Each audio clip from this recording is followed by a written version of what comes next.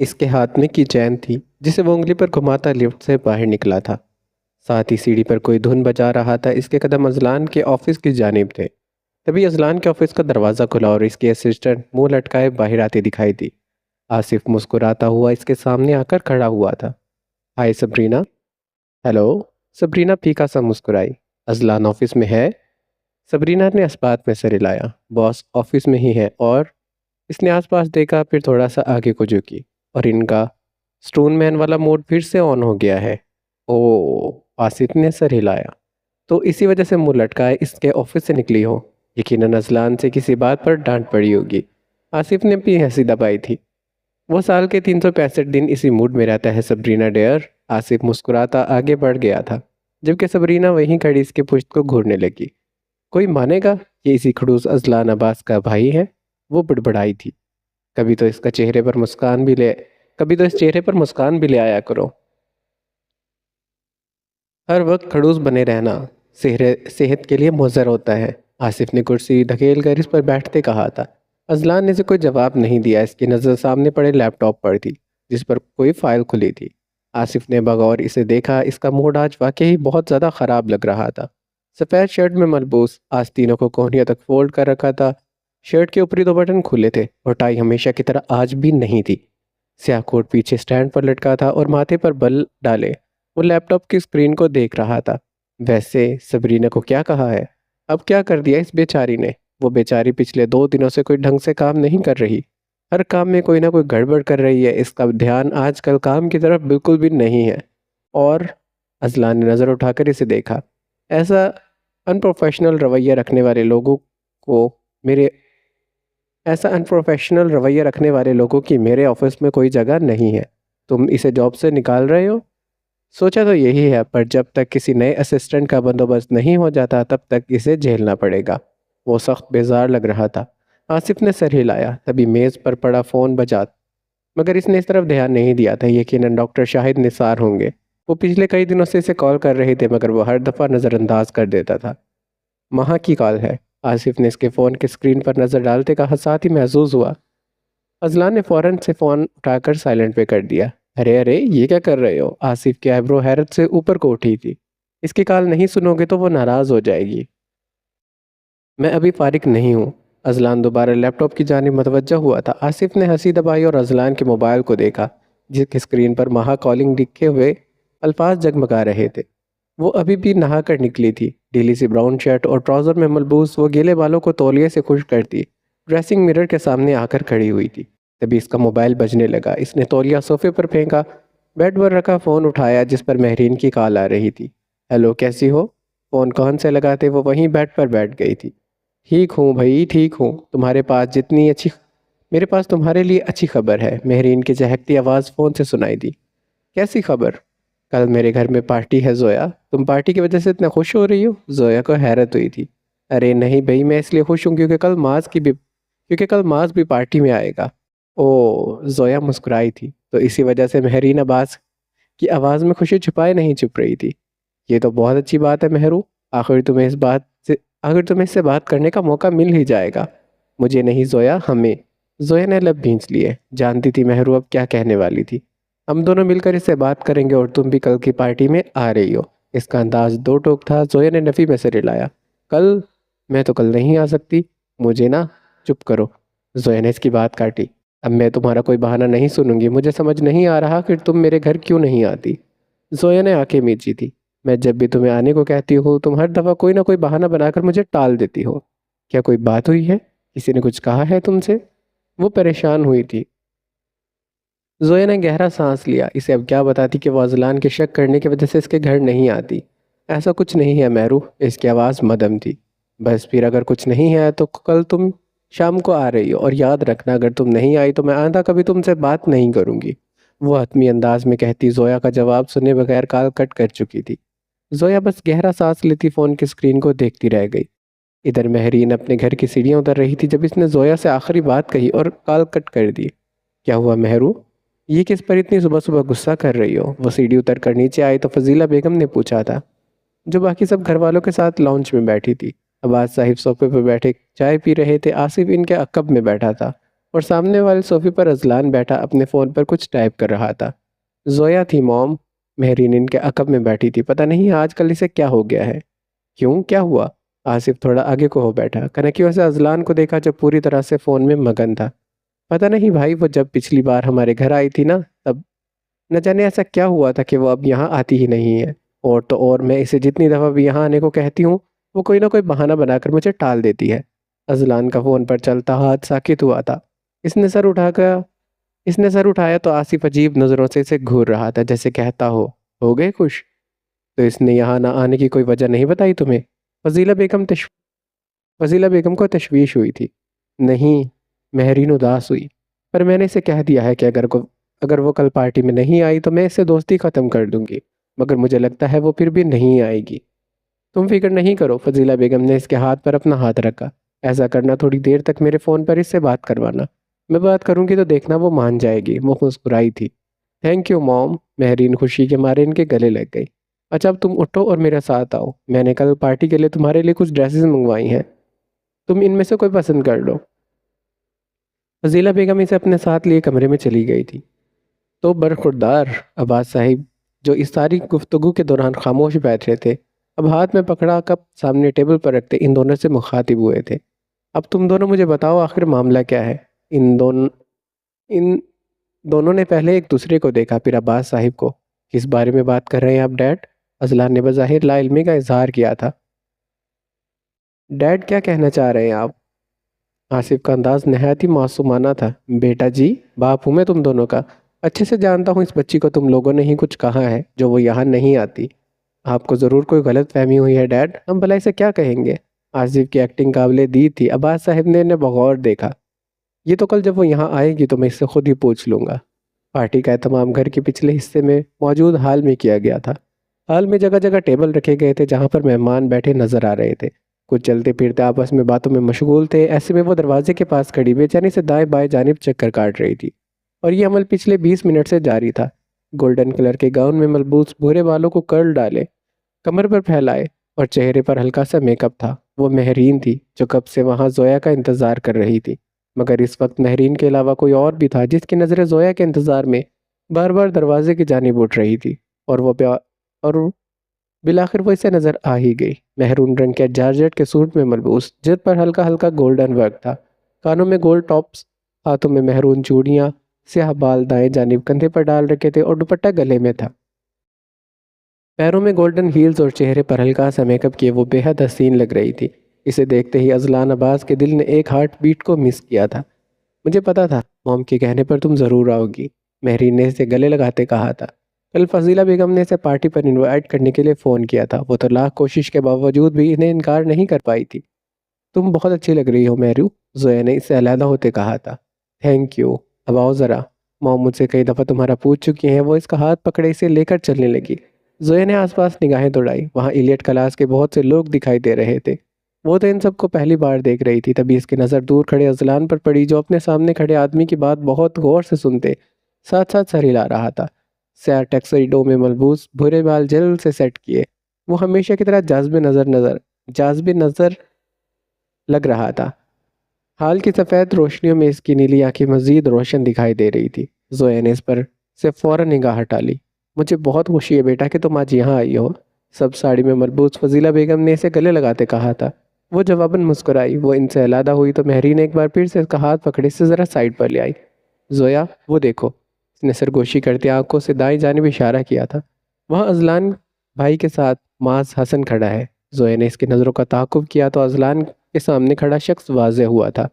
Grey three piece suit dinner में मलबूस, बाल लफासे से सेट किए और चेहरे पर क्लीन शेव इससे बहुत जच रही थी। वो जैसा तस्वीरों में नजर आता था हकीकत में इससे कहीं ज़्यादा अच्छा लगता था। क्या तुमने इससे बात की है? जोया ने आस भरी निगाहों से महरीन को देखा। नहीं, कोई मौका ही नहीं मिला। महरीन के कंधे ढीले पड़े थे। जोया ने कनखियों से इसे देखा। अजलान अम्मास से कुछ कहता वहां से हट गया था। अगर मौका ना मिले तो बनाना पड़ता है। जोया के चेहरे पर शैतानी मुस्कुराहट उभरी। इससे पहले कि महरीन इसकी बात का मतलब समझती, जोया ने इसका हाथ पकड़ा और इसीलिए माज की जानिब चलने लगी। महरीन अरे अरे करती रह गई, मगर जोया ने इसकी एक नहीं सुनी। माज इस वक्त अकेला खड़ा था जब इसके अकब से गुजरती एक लड़की इससे टकराई थी। ओ आई एम सॉरी। जोया ने फ़ौरन से माजरत की। इट्स ओके, माज हल्का सा मुस्कुराया। जोया के अकब में देखा जहाँ मेरीन लब भींचे खड़ी थी। इसे देख कर लग रहा था जैसे इसका बस नहीं चल रहा है, किसी तरह खुद ही वहाँ से गायब हो जाए। जोया ने चेहरे पर मसनूई हैरत तारी की थी। मुझे लगता है मैंने आपको कहीं देखा है। क्यों मेहरू, कौन है ये? तुम इन्हें जानती हो क्या? जोया ने सवाली निगाहों से इसे देखा जो पत्थर का बूत बने खड़ी थी। जोया ने इसे कोहनी मारी तो वो चौंकी थी। हाँ, मैं जानती हूँ इन्हें। ग्रेट, जोया चौंकी। फिर ऐसा करो, तुम दोनों बातें करो, मैं बस अभी आती हूँ। वो आंखों ही आंखों में मेहरू को कुछ इशारा करती वहां से चली गई थी। मेहरीन की आंखें हैरत से फटी की फटी रह गई। इसके तो वहम गुमान में भी नहीं था कि जोया इसे यहाँ अकेला छोड़कर चली जाएगी। क्या आप बोलती नहीं हैं मेहरीन अब्बास? माज ने चेहरे पर हल्की सी मुस्कुराहट सजाए इसे मुखातिब किया। इसके मुंह से अपना नाम सुनकर मेहरीन का दिल रुक गया था। आसपास लोगों का शोर, म्यूजिक की आवाज़, हर चीज़ जैसे थम गई थी। तुम मुझे जानते हो? वो बेयकीन थी। ऑफ कोर्स मैं तुम्हें जानता हूँ, वो मुस्कुराया। दाएं गाल में डिम्पल नुमाया हुआ था। वैसे भी मुझे नहीं लगता यहाँ कोई भी ऐसा शख्स होगा जो तुम्हें नहीं जानता हो। वो बहुत अपनायत से बोला था। नजरें महरीन के चेहरे पर जमी थी। महरीन का दिल चाहा खुशी के मारे चीख पड़े, मगर माज के सामने ऐसा कुछ नहीं कर सकती थी, सो बस मुस्कुरा दी। जोया ने इन दोनों के पास से जाने के बाद चलते हुए मुड़ कर इन्हें देखा और अगले ही लम्हे वो सामने खड़े 6 फुट 2 इंच की दीवार, नहीं वो दीवार नहीं थी। इसने गर्दन सीधी की तो सामने सपाट चेहरा लिया अजलान खड़ा था, जिसे वो टकराई थी। जोया के चेहरे पर नागवारी उभरी थी। फौरन 2 कदम पीछे हटी। क्या तुम्हें किसी ने नहीं बताया कि चलते वक्त सामने देखा जाता है? अजलान आईब्रो चुकाते बोला था। नजरें जोया के स्याह बालों से होते इसके चेहरे पर ठहरी थी। महरून रंग के लिबास में इसकी रंगत चमक रही थी। ये रंग हर किसी पर यूँ जचता था या इस लड़की में ही कोई खास बात थी? वो क्या है ना, मैं तो एक जासूस हूँ और तुम जानते होगे कि जासूस लोगों को अपने चारों तरफ में नजर रखनी पड़ती है। इसका लहजा काटदार था। अजलान इसका तंज समझ गया था। वो इसे बावर करवा रही थी कि वो इसकी कई बात भूली नहीं है। तुम हर किसी के साथ इसी तरह बात करती हो या फिर ये लहजा खास मेरे लिए बनाया है? अजलान ने सीने पर बाजू लपेटे पूछा था। और तुम अपने घर आने वाले हर शख्स को जासूस कहते हो या फिर यह करम खास मेरे लिए है? जोया भी दो बदू बोली थी। मैंने पहले सवाल किया। मैं जवाब देना ज़रूरी नहीं समझती, वो इसकी आंखों में देखते बोली थी। तुम दोनों को देख कर लग रहा है जैसे किसी सीरियस इशू पर बात हो रही है। आसिफ इनके करीब आते बोला था। कैसी हो जोया? इतने दिनों से आई क्यों नहीं? वो अजलान के अकब में आ खड़ा हुआ था। मूड काफ़ी खुशगवार लग रहा था। मैं ठीक हूँ, जोया मुस्कुराई। दूसरे सवाल का जवाब नहीं दिया क्योंकि वजह भी वो अच्छे से जानता था। तभी आप अब्बास साहिब भी वहीं आ गए। क्यों भाई, क्या बातें हो रही हैं इधर? कुछ नहीं डैड, बस अजलान हम दोनों को जोक सुना रहा था। आसिफ ने अजलान के कंधे पर बाजू फैलाते कहा। बिल्कुल, और इतने अच्छे अच्छे जोक सुनाए हैं, हंसी के मारे मेरे तो पेट में दर्द होने लगा है। जोया मुस्कुराई थी। अजलान जोया मुस्कुराई और अजलान को देखा। सीरियसली? वो ज़ेरे लब बुड़बुड़ाया। वैसे बेटा, मेहरू बता रही थी आप किसी वजह से अब यहाँ नहीं आती। पूछ सकता हूँ क्यों? आसिफ और अजलान ने कनखियों से एक दूसरे को देखा। जोया को हैरत हुई थी। अब्बास साहिब वो आखिरी शख्स थे जिनसे इन्हें इस सवाल की उम्मीद थी। अंकल वो बस मैं आज जॉब ढूंढने जा अंकल वो बस आज कल जॉब ढूंढने में बिजी हूँ, इसलिए टाइम नहीं मिलता। बहाना घर लिया। बस यही बात है। वो अभी भी मशकूक थे। जी। वो बददिक्कत मुस्कुराई थी। आसिफ और अजलान की अभी तक अटकी सांसें बहाल हुई थी। फिर तो बेटा आपको फिक्र करने की ज़रूरत नहीं है। जॉब ही करनी है तो हमारे ऑफिस में कर लो, यहाँ कोई परेशानी भी नहीं होगी। अब हैरान होने की बारी इन दोनों की थी। वो करंट खाकर सीधे हुए थे। एक्चुअली वो जोया इन्हें इनकार करने के लिए कोई बहाना सोच रही थी, मगर इससे पहले ये बात साहिब बोल उठे। अभी जल्दबाजी में फैसला लेने की ज़रूरत नहीं है। घर जाकर आराम से इसके बारे में सोचना, फिर मुझे इन्फॉर्म कर देना। वो शफकत से कहते वहाँ से चले गए थे। जोया ने सर उठाया, एक नज़र इन दोनों पर डाली। और आगे को बढ़ गई। जोया, मेरी बात सुनो। दफातन आसिफ इसके सामने आया था। बताएं। मुझे पता है तुम अजलान की इस दिन वाली बातों पर गुस्सा हो, पर मेरा यकीन करो इसने वो बातें दिल से नहीं कही थी। इसे पता नहीं किसी बात पर वो मेरे बारे में जो सोचता है सोचता रहे। जोया ने इसकी बात काटी। मुझे इसके सामने खुद को सच्चा साबित करने में कोई दिलचस्पी नहीं है। और जहाँ तक बात है जॉब की, तो तुम लोग फिक्र नहीं करो, मैं कल ही अंकल को इनकार कर दूंगी। तुम्हें ऐसा कुछ भी करने की ज़रूरत नहीं है, आसिफ नरम लहजे में बोला। वो पहली मुलाकात के अलावा हर बार इससे इसी तरह नरमी और अपनायत भरे लहजे में बात करता था। और अजलान की तरफ से तो मैं तुमसे माफ़ी मांगता हूँ। वो बुरा नहीं है, बस गुस्से का थोड़ा तेज़ है, पर तुम देखना आहिस्ता आहिस्ता वो भी ठीक हो जाएगा। आसिफ ने दौड़ कर अजलान को देखा था। एक बात पूछूं आसिफ? जोया ने बगौर इसे देखा। श्योर। तुम मेरी इतनी परवाह क्यों करते हो? जोया को अपना सवाल अजीब लगा मगर वो पूछना चाहती थी। आसिफ के माथे पर लकीरें उभरी थी। आई मीन, इस दिन तुमने मुझे बख्तावर के बारे में भी खबरदार किया, फिर अजलान के सामने भी मुझे डिफेंड कर रहे हो, और आज भी तुम यहाँ मेरे सामने खड़े इस बात की माफ़ी मांग रहे हो जो तुमने किया ही नहीं। आसिफ के चेहरे पर साया सा लहराया मगर अगले ही लम्हे वो समझते हुए मुस्कुरा दिया था। बताऊंगा तो यकीन कर लोगी? अगर सच हुआ तो ज़रूर करूंगी। सच बताओ जोया। तो तुम्हें जब भी देखता हूँ तो मुझे कोई याद आता है, बस इसीलिए तुम्हारे साथ भी कुछ भी गलत होते नहीं देख सकता। ओह माय गॉड, अब ये मत कहना आसिफ कि मेरी शक्ल तुम्हारी किसी एक्स गर्लफ्रेंड से मिलती है। जोया ने मुंह पर हाथ रखते कहा था। वो मुस्कुराया और जेब से अपना कार्ड निकाल कर इसकी तरफ बढ़ाया था। तुम मेरा कार्ड अपने पास रख लो, अगर तुम्हारा दिल इस जॉब पर मान जाए तो मुझे इन्फॉर्म कर देना। ठीक है। जोया ने कार्ड इसके हाथ से लेकर पर्स में डाल दिया। मैं तुम्हें सोच कर बता दूंगी। और वो रुकी थी। Thank you anyway, Asif sir को जनशी देते हुए मुस्कुराया था। जोया ने चेहरा मोड़ा, नज़र सीधी अजलान पर पड़ी जो इसे ही देख रहा था। दोनों की नज़रें मिली तो जोया ने फौरन से चेहरा फेर लिया। इस शख्स की आंखों में देखना इतना मुश्किल क्यों था आखिर? अजलान हाथ में जो उसका गिलास पकड़े खड़ा हुआ इसी को देख रहा था, जो अब आसिफ से किसी बात पर गर्दन पीछे को फेंक कर हंस रही थी। मगर इसे देखने वाला वो अकेला नहीं था। इससे जैतून कदम दूर वहाँ किसी और की नज़रें भी आसिफ और इस महरून लिबास वाली लड़की पर थी। 2 दिन के बाद इसे एक कंपनी में जॉब इंटरव्यू के लिए बुलाया गया था। आसिफ की ऑफर अभी तक इसने कबूल नहीं की थी। वो इस वक्त अपने सामने बैठे सूटेड बूटेड से दरमियानी उम्र के इस आदमी को देख रही थी, जो इसका इंटरव्यू लेने की गर्ज से वहाँ बैठा था। मगर पिछले 15 मिनटों से इसने जोया के जॉब के मुतालिक कोई सवाल नहीं किया था। अलबत्ता इसे जोया की ज़ाती ज़िंदगी के मुतालिक मालूमात जानने में ज़्यादा दिलचस्पी हो रही थी। वैसे आप फारिग वक्त में क्या करती हैं? वो जोया के चेहरे को अपने बेहुदा नज़रों के हज़ार में लेते बोला था। जोया को कुफ़्फ़त होने लगी। दिल चाहा सामने रखा पानी का गिलास इसके चेहरे पर उंडेल दे। लोगों को कत्ल करती हूँ, इसका दिल चाहा कह दे, मगर वो कोई बदमज़गी नहीं चाहती थी, इसीलिए चेहरा सपाट लिए बोली थी। वैसे आप वैसे आपके फारिग वक्त में क्या करते हैं? वैसे आपके एम्प्लॉयज़ फारिग वक्त में क्या करते हैं? क्या इन्हें आई होप ये तो आपके लिए इतना ज़रूरी नहीं होगा, तो बेहतर होगा हम काम की बात करें। हम काम की बात कर रहे हैं मिस जोया। वो मुस्कुराया था, कुर्सी की पुश से टेक लगाए अपनी थोड़ी को जाने लगा। जोया को यहाँ आने पर पछतावा होने लगा। वैसे भी एम्प्लॉयज़ के मुतालिक हर बात इल्म में होना ज़रूरी है, खास करके एम्प्लॉय जब एक जवान और खूबसूरत लड़की। Shut up, just shut up. Zoya ने गुस्से से टेबल पर हाथ मारा। कुर्सी धकेली और खड़ी हुई। मजीद बर्दाश्त करना मुश्किल हो गया था। बैठ जाए मिस, बैठ जाए, इतना गुस्सा क्यों कर रही हैं? वो डिडाई से मुस्कुराया था। मैं कब से तुम्हारी बकवास बर्दाश्त कर रही हूँ। इसका ये मतलब नहीं है कि तुम्हारे मुंह में जो आएगा बकते जाओगे। जोया ऊंची आवाज में धाड़ी दी। आदमी गड़बड़ाते अपनी जगह पर सीधा हुआ। ऑफिस के दरवाजे को देखा। इस लड़की की आवाज़ सुनकर कोई भी अंदर आ सकता था। देखो, वो मध्यम आवाज में बोली, गुस्सा करने की ज़रूरत नहीं है, हम बैठकर।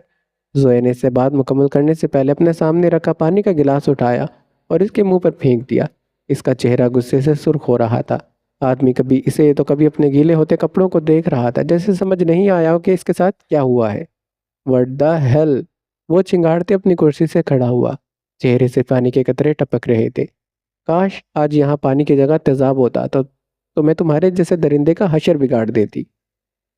जोया ने गुस्से से कहा था। एक नफरत भरी निगाह इसके चेहरे पर डाली और पर्स संभालती ऑफिस से बाहर चली गई। तेज तेज कदम उठाते वो गुस्से से सुर्ख होता चेहरा लिए बिल्डिंग से बाहर आई। वो पार्किंग लॉट में खड़ी गाड़ी के पास आकर रुकी और इसे टेक लगाए खुद को कंपोज किया। इस आदमी की घटिया निगाहें अभी तक इसे अपने चेहरे पर महसूस हो रही थी। क्या औरत सिर्फ अपने घर की चारदीवारी में ही महफूज रह सकती है? इसने आंखें मीचते सोचा था। वो अब क्या करेगी? इसे जॉब की ज़रूरत थी, और अगर आइंदा भी इसी तरह के लोगों से सामना हुआ तो अल्लाह, मैं अब क्या करूं? वो बुड़बुड़ाई थी। अगले ही लम्हे पर्स में रखा फ़ोन बजने लगा। इसने वही गाड़ी से टेक लगाई थी जो न जाने किसकी थी। पर्स कंधों से उतार कर खोला। पर्स खोलते ही लहजा भर को इसके हाथ रुक गए थे। आंखों में पहले उलझन उभरी, फिर लब भींच गए थे। इसने फ़ोन निकालने के लिए पर्स खोला था, मगर इससे पहले ही पर्स में रखे आसिफ के कार्ड पर नज़र पड़ी। इसने आसिफ को इस दिन के बाद से कोई जवाब नहीं दिया था, क्योंकि ऐसा लगता था इसे कभी इसकी ज़रूरत नहीं पड़ेगी। मगर अब कभी कभार जिन चीज़ों से भागने की कोशिश करो, किस्मत में बार बार इन्हीं के सामने ला खड़ा होना होता है। इसने मोबाइल को नज़रअंदाज करते पर्स में रखे कार्ड को देखा। क्या इसे आसिफ के जॉब कर लेनी चाहिए? वो कार्ड पर नजरें जमाए सोच रही थी, आखिर को वो मेहरू का भाई है और वो इसे बेहतर तरीके से ना सही मगर इतना तो जानती है कि वो ऐसा वैसा नहीं है। और तो और वो इसकी इज्जत भी करता है। वो यहाँ जॉब करेगी तो कम से कम किसी बात का खतरा तो नहीं होगा। इसने गहरा सांस लेते कार्ड वापस रख दिया और आगे बढ़ गई। इसने फैसला कर लिया था। पीछे गाड़ी में बैठे किसी ने इस्तज़ाइया मुस्कुराहट के साथ इसे देखा था। जोए के हाथ में मौजूद कार्ड इसने देख लिया था। इंटरेस्टिंग, मुस्कुराते गाड़ी को स्टार्ट किया। बहुत सही फैसला किया है तुमने। मैं तो 3 दिन से तुम्हारा इंतज़ार कर रहा था। पर खैर, तुम बताओ, कॉफ़ी लोगी या चाय? आसिफ ने मुस्कुराते सामने बैठी जोया से पूछा। वो दोनों ऑफिस वो दोनों आसिफ के ऑफिस में मौजूद थे। इसने कल ही आसिफ को फ़ोन करके इसे अपने यहाँ आने की तला दे दी थी। नहीं, मैं कुछ भी नहीं लूँगी, मैं यहाँ बस जॉब के सिलसिले में आई हूँ। इसने याद दहानी करवाई, जैसे वो इसके आने का मकसद जानता ही ना हो। जानता हूँ जोया, मगर तुम पहली। आसिफ की बात मुकम्मल होने से पहले ऑफिस का दरवाज़ा खुला। यार आसिफ, तुम अभी तक यहीं बैठे हो? मैं कब से। अजलान ने जो आसिफ से बात कर रहा था, इसके सामने बैठी शहद रंग आंखों वाली लड़की को देखा तो वहीं रुक गया। तुम यहाँ? वो आगे आया। पिछली बात एकदम से ऐसे बेमायनी हो गई थी। वो टेबल के पास आकर खड़ा हुआ, जो आसिफ और जोया के दरमियान में हायल थी। बारी बारी दोनों को देखा। बैठ जाओ अजलान, बताता हूँ। आसिफ ने पेशकश की। अजलान ने एक नज़र जोया पर डाली, जो तीखी निगाहों से इसे देख रही थी, फिर इसके अकब वाली कुर्सी को खींचते बैठ गया। जोया यहाँ जॉब के लिए आई है। इसके बैठते ही आसिफ ने इसे बताया था। एक्चुअली मैंने सोचा, जोया ने अजलान की जानिब रुख मोड़ते कहा, अगर मैं इसी ऑफिस में जॉब करूंगी तो तुम्हारी जासूसी भी अच्छे तरीके से कर पाऊंगी। जोया मुस्कुराई थी। इस आदमी को तंज करने का कोई मौका हाथ से जाने नहीं देना चाहती थी। वैसे भी वो इसका क्या बिगाड़ लेगा? जॉब तो वैसे भी आसिफ के पास करनी थी, तो अगर ऐसे में अजलान को एक दो बात सुना भी दी जाए तो कौन सा बड़ी बात है। आई सी। अजलान ने सर हिलाया। आसिफ को देखा, जो जोया के तंज पर मुस्कुरा रहा था। वैसे मेरे पास तुम्हारे लिए एक बहुत अच्छी जॉब है। आसिफ की नज़रें इन दोनों पर थी। जोया पूरी तरह से इसकी जानिब मुतवज्जे हुई। अजलान ने आंखें सुकेड़ी। जैसे कि तुम्हें पता होगा, हमारी कंपनी का CEO अजलान है। जोया ने इस बात में सिर हिलाया। वो यहाँ आने से पहले थोड़ी बहुत रिसर्च तो करके ही आई थी। अजलान के माथे पर बल पड़े। आसिफ असल मुद्दे पर आने से पहले लंबी चौड़ी तमहीद क्यों बांध रहा था? मेरा यहाँ क्या जिक्र? इसने आसिफ से पूछा, जिसके चेहरे की मुस्कुराहट मजीद गहरी हो गई थी। तुम्हारा जिक्र इसलिए मेरे भाई। वो रुका था, बारी बारी इन दोनों को देखा। क्योंकि मैं जोया को तुम्हारी असिस्टेंट की जॉब देने वाला हूँ। क्या? वो दोनों एक साथ तेजी से बोले थे, गोया इनके सरों पर किसी ने धमाका कर दिया हो। ठीक ही तो कह रहा हूँ, देखो तुम्हें अभी एक असिस्टेंट की ज़रूरत है।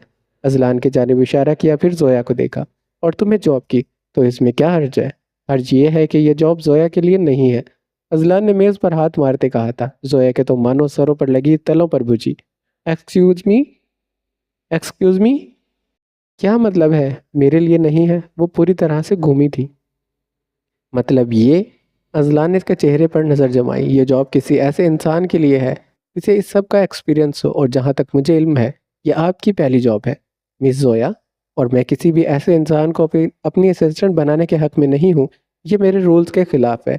मैं आहिस्ता आहिस्ता सीख जाऊँगी। जोया के अंदाज में चैलेंज था। अजलान, यार क्या हो गया है? वो कह रही है वो सीख जाएगी तो तुम्हें इसे मौका देना चाहिए ना। आसिफ ने इनकी लड़ाई ख़त्म करवानी चाहिए। अजलान ने गहरा सांस लिया, कुछ देर सोचा, जैसे फैसला करना चाह रहा हो। ठीक है, मगर मुझे मेरे काम में कोई गड़बड़ नहीं चाहिए। जोया के अब्रू ताज्जुब से ऊपर को उठे थे। उसे उम्मीद नहीं थी वो इतनी आसानी से मान जाएगा। ग्रेट। आसिफ मुस्कुराया। तुम क्या कहती हो जोया? जोया ने थूक निगला था। वही अजलान जिसे वो कुछ देर पहले बातें सुना रही थी, अब इसके असिस्टेंट बनना पड़ेगा। मगर वो क्या करती? अजलान ने इसे चैलेंज किया था। और वो इसे बताएगी कि वो भी किसी से कम नहीं है। मुझे भी कोई एतराज़ नहीं है, इसने खुद को कहते सुना था। ठीक है, तो फिर तुम अगले हफ्ते से ज्वाइन कर लेना। मैं सबरीना से कहता हूँ, वो तुम्हें काम समझा देगी। आसिफ ने इसे कहा था। एक मिनट, एक मिनट, क्या कहा? तुमने माँ से इसका नंबर भी ले लिया? जोया को धचका लगा था। वो मेहरीन के साथ शॉपिंग से बाहर आ रही थी। इसी वक्त दोनों शॉपिंग से फारिग होने के बाद रेस्टोरेंट में बैठे थे। पहली बात, मेहरीन ने बंद मुट्ठी की एक उंगली खोली। मैंने इससे नंबर नहीं लिया, इसने मुझसे मेरा नंबर मांगा था। और दूसरी बात, एक और उंगली खोली। तुम खुद मुझे वहाँ इससे बात करने के लिए अकेला छोड़कर गई थी। मेहरी ने शाने उचकाया, सामने रखा केक का टुकड़ा उठाकर इसके मुंह में डाला। वो तो ठीक है, मगर। जोया बात करते करते रुकी, जहन में जैसे एक कूंद सा लपका। मेहरू। जोया कोहनिया मेज़ पर टिकाया थोड़ा सा आगे को झुकी। मुझे लगता है माज भी तुम में इंटरेस्टेड है। इसकी बात से मेहरीन को तो गोया सांस ही थम गया था। कका कका क्या कह रही हो? केक अभी भी इसके मुंह में था जिसे वो चबाना तक भूल गई थी। मैंने इस दिन पार्टी में से बहुत गौर से देखा था, वो जब तुमसे बात कर रहा था तब भी इसकी नज़रें तुमसे नहीं हट रही थी, और बाद में भी तुम जब मेरे साथ खड़ी थी वो बार बार तुम्हें ही देख रहा था। जोया ने मुस्कुराते इसके हाथ पर अपना हाथ रखा। कुछ भी। महरीन ने बुरा सा मुंह बनाते अपना हाथ पीछे को खींचा। मैं सच कह रही हूँ महरू, मुझे यकीन नहीं आ रहा जोया, मुझे यकीन नहीं आ रहा जोया, तुम भी ऐसी बातें कर सकती हो। क्यों भाई, क्या मैं इंसान नहीं हूँ? जोया ने आंखें दिखाई दी। खैर ये सब छोड़ो, एक काम करो, तुम अभी फ़ोन उठाओ और माज को मैसेज करो। वो रुकी। नहीं, बल्कि इसे कॉल करो। किस लिए? इसे अभी यहाँ आने को कहो। और मैं इसे क्या कहकर यहाँ आने को कहूँ? वो सब मुझ पर छोड़ दो, तुम बस इसे कॉल करो। जोया ने से यकीन दहानी करवाई। वो नहीं आएगा जोया, वो बहुत बिजी रहता है। हमारी अभी इतनी अच्छी दोस्ती नहीं हुई कि वो मेरे एक ही बार बुलाने पर कहीं भी आ जाए। यार कोशिश करने में क्या हर्ज है? जोया ने आगे बढ़कर टेबल पर रखा मेहरीन का फ़ोन उठाकर इसकी तरफ बढ़ाया था। चलो अब जल्दी से कॉल करो, मुझे शक हो रहा है आज तुमने कोई नशा किया हुआ है। मेहरीन ने मेहरीन ने फ़ोन इसके हाथ से लेते कहा था। फिर माज का नंबर डायल किया, फ़ोन स्पीकर पर डाला और टेबल पर रखा था। 1 2 3। हेलो, कैसी हो मेहरू?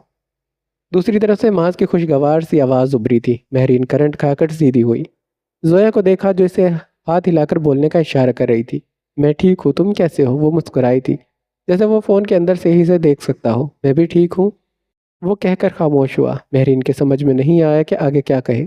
वो दोनों ही कुछ न कुछ वो दोनों कुछ ना बोले तो जोया खंकारी थी। मेहरू, तुम तो कह रही थी तुम अपना बर्थडे सेलिब्रेट करने के लिए अपने किसी खास दोस्त को बुलाने वाली हो। जोया इसके फ़ोन पर झुकते ऊंची आवाज़ में बोली थी। जल्दी करो भाई, मुझे जाना है। मेहरीन की आंखें पटी की पटी रह गई। क्या कह रही हो? इसने सरगोशी की। जोया ने शान उचकाए और पीछे को होकर बैठ गई। क्या तुमने मुझे इनवाइट करने के लिए फ़ोन किया है मेहरीन? महज की आवाज़ से लग रहा था जैसे वो मुस्कुरा रहा था। जोया ने जल्दी से फ़ोन उठाया। अरे हाँ हाँ, तुम्हें ही तो इनवाइट करना है मेहरू ने। एक्चुअली वो अभी इसने मेहरीन के सामने प्लेट में रखे केक को देखा। अभी वो बर्गर खाने में बिजी है इसलिए बोल नहीं सकती, मगर मैं तुम्हें लोकेशन सेंड कर देती हूँ, तुम बस जल्दी से आ जाओ। फ़ोन बंद करने के बाद जोया ने मेहरीन के फ़ोन से इसकी लोकेशन सेंड कर दी थी।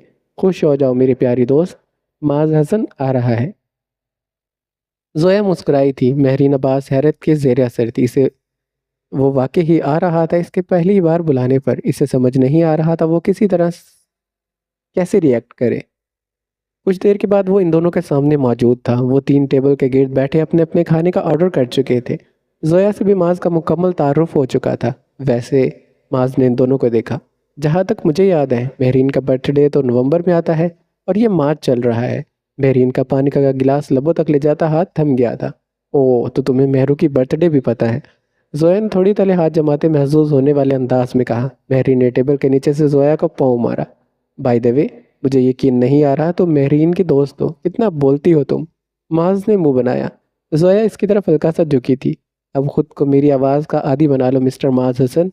इसकी आवाज़ मदम थी, इतनी कि सिर्फ माज सुन सकता, क्योंकि मैं मेहरू का पीछा सारी ज़िंदगी छोड़ने वाली नहीं हूँ। माज इसकी बात का मतलब समझते मुस्कुराया था। आई समझ?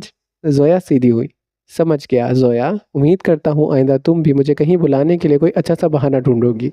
माज आईब्रोज काते मुस्कुराया था। मेहरीन बस खामोशी से इन दोनों को देख रही थी। ऑफ कोर्स, जोया ने नाक से मक्खी उड़ाई। इतने में वेटर्स ने वहां आकर खाना और साथ ही एक चॉकलेट केक लाकर टेबल पर सजाया था। माज इस बात से अच्छे से वाकिफ था, ये बर्थडे सिर्फ इसे वहां बुलाने के लिए प्लान किया गया था।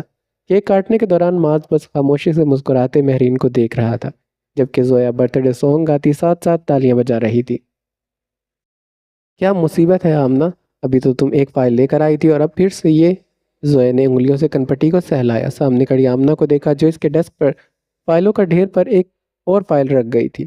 मैं तो तुम्हें पहले ही बताया था ये काम इतना आसान नहीं है। आमना ने फाइल रखते लापरवाही से शाने उचकाए और वापस मुड़ गई। ऑफिस में आज इसका 5वां दिन था। वो पिछले 4 दिनों से अपना काम बखूबी निभा रही थी, मगर आज बाकी दिनों के मुकाबले में कुछ ज़्यादा ही काम था। इसने कलाई में पहनी घड़ी को देखा। अभी इसे जलान को अगली मीटिंग के बारे में तला देनी थी।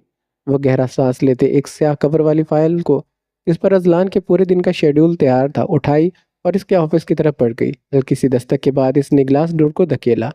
अजलान सामने ही रिवॉल्विंग चेयर पर बैठा किसी फाइल के वर्क गर्दानी में मसरूफ था। वो मेज़ के दूसरी जानिब आकर हल्का सा खंखारी। बोलो जोया, मैं सुन रहा हूँ। इसने फाइल से नज़र नहीं उठाई। वो इसके कदमों की चाप पहचानता था। 10 मिनट के बाद हमें रूफ एंड सन्स वालों के साथ मीटिंग के लिए जाना है। जोया ने हाथ में पकड़ी फाइल को देखा। वो दोनों इन इन 5 दिनों में सिर्फ ऑफिस के काम के मुतालिक ही बात करते थे। अजला ने जवाबन सर हिलाया। वो कुछ देर मुंतजर खड़ी रही, शायद वो कुछ और भी कहे, मगर वो इसी तरह फाइल पर नजरें जमाए बैठा था। कुछ देर मजीद वहाँ खड़े रहने के बाद वो वापस आ गई। इसका केबिन अजलान के ऑफिस के सामने ही था। वो यहाँ से बआसानी से सामने बैठा देख सकती थी। वो गिरने के से अंदाज में कुर्सी पर बैठ गई। इसे अब अजलान के बाहर आने तक वहीं बैठकर इसका इंतज़ार करना था। तभी टेबल पर पड़े इसके मोबाइल फ़ोन की स्क्रीन पर नया मैसेज जगमगाया। इसने फ़ोन उठाया, इनबॉक्स खोला तो वो मैसेज सुबहान की जानिब से आया था। तुमने जॉब शुरू कर दी और मुझसे पूछना तो दूर, मुझे बताना तक लाजमी नहीं समझा। इस दिन गली में होने वाले वाक़े के बाद इसने आज जोया को मैसेज किया था, और वो भी इसको बताए बगैर जॉब करने की वजह से। जोया ने गुस्से से फ़ोन की स्क्रीन को देखा और मैसेज टाइप करने लगी। क्या मतलब है तुम्हारा? पहले कौन सा हम दोनों एक दूसरे के मशवरे से कोई काम करते हैं जो मैं अब तुमसे पूछती? तुम मेरी मंगेतर हो जोया। तुम्हारे मुतालिक हर बात मेरे इल्म में होना ज़रूरी है। और रियली? फिर तो पहले तुम मुझे ये बताओ कि कल रेस्टोरेंट के बाहर तुम जिस लड़की की बाहों में बाहें डाले चल रहे थे, वो कौन थी? जोया के घर ऑफिस से 10 मिनट के फासले पर था, इसलिए वो पैदल ही घर जाती थी। कल इसने घर वापसी पर सुबहान कल इसने वापसी पर सड़क किनारे सुबहान को किसी लड़की के साथ चलते देखा। जिस तरह से वो दोनों हंसते मुस्कुराते हाथों में हाथ डाले चल रहे थे, कोई भी इन्हें देखकर अंदाज़ा लगा सकता था कि इनका आपस में क्या ताल्लुक होगा। कुछ देर दूसरी तरफ से कोई जवाब नहीं आया। जब जोया को लगा शायद अब वो कोई जवाब नहीं देगा, तभी स्क्रीन पर इसका मैसेज नुमाया हुआ। तुम मुझ पर शक कर रही हो? देखो सुबहान, मैं इस वक्त तुमसे बहस के मूड में बिल्कुल भी नहीं हूँ। मुझे कोई फ़र्क नहीं पड़ता तुम क्या करते फिर रहे हो। मैं सिर्फ और सिर्फ इतना चाहती हूँ, तुम मुझे मेरी ज़िंदगी मेरी मर्ज़ी से गुजारने दो।